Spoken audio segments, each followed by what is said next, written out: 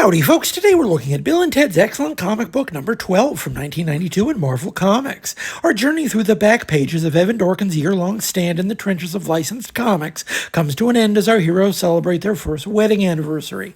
And if you were thinking that Dorkin might go easy on himself for his final outing, well, friend, let me assure you, not only does this issue feature every character from Dorkin's run and the two movies, not only does it feature a slew of new multiversal doppelgangers for the titular duo, but they're all on panel together at a big party.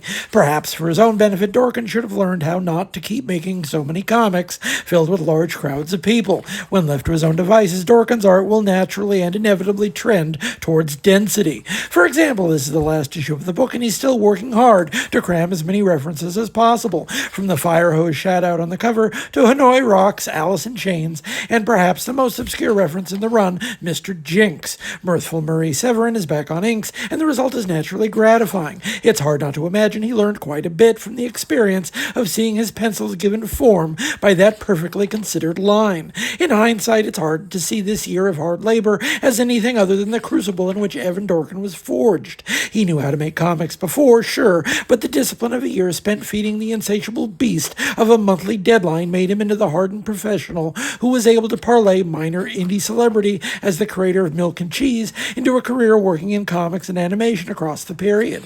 From here, his next gig at Marvel would be writing the Mad Dog adaptation, a spin-off from a Bob Newhart sitcom that may not have been the most glamorous gig, but was another sign that he knew how to work for Hollywood. Never a bad idea if you want to make a living drawing funny pictures.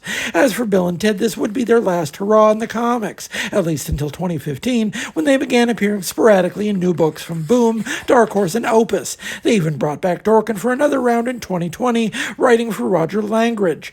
Maybe we'll read it one day if I find it in the bins, but for now, there's only one book stemming from Dorkin's tenure on Bill and Ted that remains to be seen, and we'll get to that one next.